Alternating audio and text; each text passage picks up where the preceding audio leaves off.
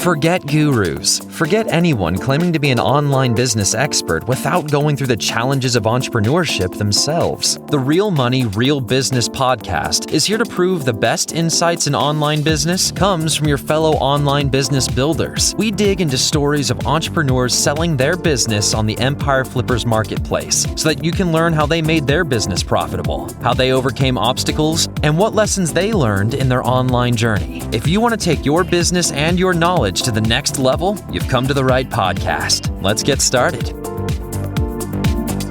Hello everyone, Craig here with another great business to discuss on this episode of the Real Money, Real Business podcast. Today's guest is Daniel, and he's selling his Amazon FBA business on the Empire Flippers marketplace. So welcome to the show, Daniel, and how are you doing today? Thank you. Doing really well. Good to hear. I'm looking forward to talking more about your business. But before we dive in, let's go over a brief summary of the business. So it's an Amazon FBA business in the kitchenware niche created in November 2018. The average monthly revenue for the business is $42,950 and makes an average of $12,696 net profit each month. For everyone listening, you can visit empireflippers.com/marketplace and search for listing 49802 to learn more about the business. Or you can unlock this listing to start your due diligence if you're interested in purchasing this asset. So now that I've given a general overview of the business, let's have a look at what's included in the sale. So we have the Amazon Sell Essential account with 10 SKUs, 2 domains, 2 Shopify storefronts, an email list with 207 subscribers, trademark, social media accounts for Instagram and Facebook, SOPs, supplier contracts and relationship, employee contracts, and it's important to note that inventory is not normally included in the list price, but further details can be provided to active buyers. Okay, Daniel, now let's hear from you. Can you tell us a little about your background in building and running online businesses? Sure, yeah. So I got started with Amazon FBA because I met a guy 2 years ago who was also running an Amazon FBA business. At the time, his business was doing around $200K per month, so a lot higher than my business. But I basically learned from him how to start an Amazon FBA business, how to run it. He gave me a lot of his contacts for shipping agents, for inspections, and he helped me pick the niche, pick the product, kind of gave me guidelines for what to look for. So I was kind of just following his advice because he had obviously built an Amazon FBA business a lot larger than me. So that's pretty much how I got started. And yeah, it's in the packaging niche, which is kind of a little bit more of a random niche, but it's been really stable and a niche that I'm happy that I pursued. Okay, excellent stuff. So what was your experience before you started the FBA business? What sort of business did you have? So I had a Shopify store before jumping into Amazon. And the Shopify store, I was kind of selling very fad-like products, which kind of prompted me to get into a niche that was more stable, because what I was seeing with my Shopify store was I would purchase like shout outs from influencers. They would kind of promote my product, and then people would go onto the Shopify store and kind of make like an impulse purchase. And it was good when the product was, I guess, new and nobody had seen it before. But then after, I kept purchasing shout outs for these products, eventually, the wow factor kind of went away. And so the revenue kind of spiked and then went down. So after that, I wanted to find a niche that would be more stable and something that, people would potentially be buying every month or every couple months, because I had that experience with sort of having like a fad related Shopify store before my Amazon FBA business. Okay, yeah, that makes a lot of sense. So what was the startup phase like for this business, building it up? What was sort of your experiences? And I guess how does that compare to building your Shopify store?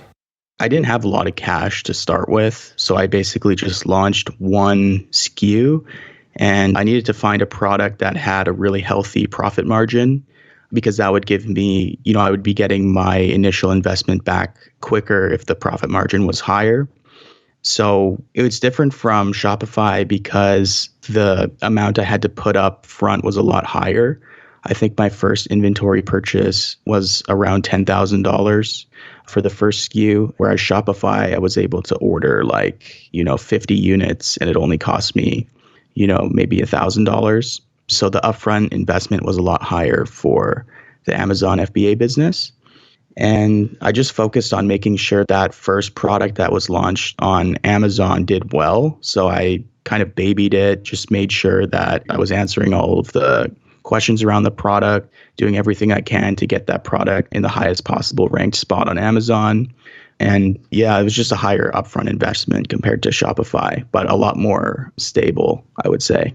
Okay, yeah, that makes a lot of sense. And what are sort of your strategies for ranking your products in Amazon? I use a lot of PPC, just aggressive PPC, and then just running like typical Facebook ads kind of thing, but nothing like I don't use, giveaway services like Rebate Key or anything like that. I kind of just want to have all the purchases be, legitimate purchases because I think Amazon's algorithm is getting smarter and smarter every day. So if it's a real purchase, your ranking is going to be a lot higher. So I do have a really good relationship with my factory. We've been working together for around 2 years now. And yeah, I trust them 100%. They've never really screwed up an order ever. So I have a really good relationship with my manufacturer. Okay, yeah, that makes sense. So you've got a business now that's growing and it's earning well. So how come you're selling it at this point?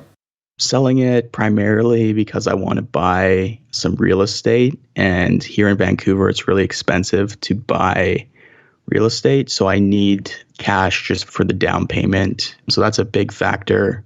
And then I also have a few side projects going on, and those require capital as well. So I think the sale of this business will help me do those things.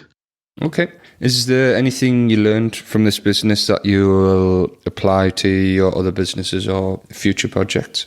Yeah, I would say, building a really solid relationship with the factory is really important. And I mean, I'm going to still use my shipping agent for all of my other side projects. Those contacts are really good. Same inspection company. And yeah, by launching this business, it gave me a really good idea for what to look for in terms of selecting products, calculating the profit margin, making sure that all the numbers make sense. So I'll definitely be using those skills in the next projects that I'm doing. Yeah, absolutely. Is there anything you tried with this business that didn't work? Before I had any idea that I was going to be selling this business, I launched another product in a completely different niche. And I think in hindsight, I would have just stayed consistent with within the niche, only launching products related to packaging. But, before I had any idea that I was going to sell the business, my thought process was, I want to have a product in a different niche just in case, just to be diversified a little bit.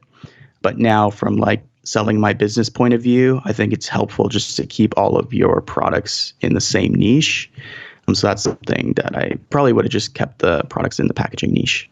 Okay, that makes a lot of sense. So majority of traffic comes from PPC, I guess, and you have social media accounts. Is there any other sort of marketing you do for the business? At this point, no. A lot of just organic Amazon traffic, PPC. I did want to experiment with Google Ads, but I just don't have the expertise and the experience with Google Ads. So that's one thing I want to pursue, or I would recommend the potential buyer to pursue would be Google Ads, because I think this product would do well there.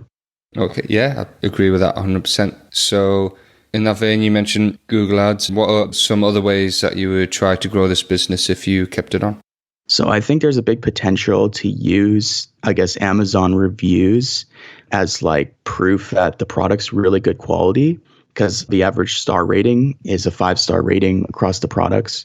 So I would use that as a way to pitch the products to businesses that would be buying the packaging every month and say, hey, one of the top sellers on Amazon. We have a lot of 5-star reviews. People love the quality of our product. Would you be interested in purchasing, X amount of our packaging every month for your business? And that was something that I never did and I think has a lot of potential. So to grow the business, I might, just be cold calling businesses, trying to get them ordering the product in large quantities every month. Okay, yeah, that sounds like a pretty solid strategy. So With regards to the day-to-day work you do in the business, what sort of work do you do for maintenance? I do a lot of just dealing with logistics, talking with the factory about new product ideas, and then just making sure that all the customer service messages get answered. But honestly, I don't spend too much time day to day on it at this point. It's pretty automatic. But I would say just looking for new product ideas and then seeing if my factory can make those new product ideas. Okay, and what skills or requirements are there for someone who is not familiar with this niche or business model? It's mostly just making sure that all the products stay in stock. So it's not super complicated. I think anybody could run this business, honestly. And then just making sure that all the orders go in on time and making sure that you leave enough time for, the sea freight shipments or the freight shipments to get into Amazon's warehouses. But honestly, it's not a complicated product niche. This is probably one of the simplest niches. It's just high quality packaging. I would say maybe familiarize yourself with, different packaging thicknesses and just sort of be aware of like what the competition's doing. But it's a pretty simple niche. Yeah, that makes a lot of sense. So what do you think are the biggest risks with this business that a buyer should be aware of? I would say because all of the manufacturing is in China, I would say maybe that would be a risk because it's all sort of reliant on one country. And so I would just be aware of like any tariffs or anything put on China. But maybe it would be wise in the future to look at, a different country that could manufacture the same packaging. Yeah, I would agree with that. That's a solid answer. So putting yourself in the shoes of a buyer, why do you think this is a business worth buying? I think it's a business worth buying because the profit margin is really healthy. It's a product that is relatively hard to screw up. There's not really any moving parts. And it's a product that people would be buying every month or buying every few months for their business. And I think people are willing to spend money on, quality packaging for their business because it gives their customers a better experience with their own businesses. So I think that's why it's worth buying. Absolutely. Yeah, I would agree with that. And regarding the sale of this business, would you commit to a non-compete? Yeah, I would commit to a non-compete. All of my sort of side projects that I have right now are completely unrelated to this niche or the packaging niche. Okay, good stuff. And how much support are you willing to offer buyers? Are you going for standard 30 days of email and Skype support? Yeah, I'd be willing to do longer than that. Basically, I said I would even be willing to do up to like 6 months just to make sure that the buyer is happy and everything's running smoothly, and I'm happy to help out whenever I can. Wow, that's really great to hear. I'm sure any potential buyer will appreciate that extra support. So are you open to negotiating something like an earnout? Yeah, I would be open to that. I just recently listed the business, so I'd probably want to see what the offers are like on the table. I would probably prefer just a full purchase, but I would be open to negotiating an earnout for sure. Okay. Is there anything else you'd like to share that I might have missed? No, I think that's it. I think we covered pretty much everything I wanted to share with the audience. Thank you. Absolutely. Yeah, it's been a great conversation and thank you very much for your time. All right, everyone. Thanks for listening. To learn more and see if this listing has already been sold, head over to empireflippers.com/marketplace and search for listing 49802. If you're watching this on YouTube, click the link in the description to go straight to the listing. Once you've unlocked this listing, you'll be given everything you need to know about this business. So until next time, enjoy your digital journey.